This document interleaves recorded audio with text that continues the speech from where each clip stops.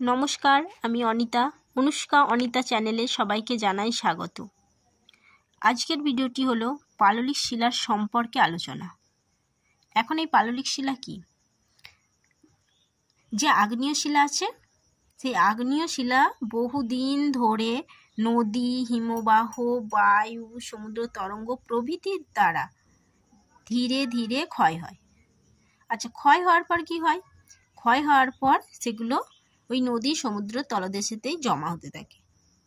তাহলে প্রাকৃতিক প্রভাবগুলো আছে, যেমন নদী, সমুদ্র, তাদের দ্বারা আগ্নেয় শিলা ক্ষয় হয়ে সেইগুলো কি হয়, ওই নদী, সমুদ্র তলদেশে দীর্ঘদিন ধরে বছরের পর বছর জমা হতে থাকে। জমা হওয়ার পর কি হয়, সেখানে চাপ আছে, সেই চাপে সেগুলো জমাট বেঁধে যায়। জমাট বেঁধে শক্ত হয়ে এই শিলাটা সৃষ্টি করে। তাই পলি জমাট বেঁধে এই শিলা সৃষ্টি হয় বলে একে পাললিক শিলা বলে। আর এই পাললিক শিলা আবার দুটি উদাহরণ আছে, বেলেপাথর, চুনাপাথর। পাথর অনেকই উদাহরণ আছে, তো আমি দুটি উদাহরণের কথা বলবো, বেলেপাথর, চুনাপাথর। আমার এই পাললিক শিলা দুই ভাগে ভাগ করা যায়। পাললিক শিলাকে আবার দুটো ভাগে ভাগ করা যায়।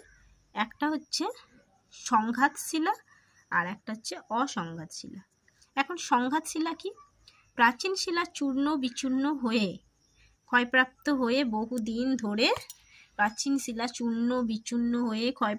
বহুদিন ধরে জমাট বেঁধে যে শিলাটা সৃষ্টি করে সেটাকে সংঘাত শিলা বলে।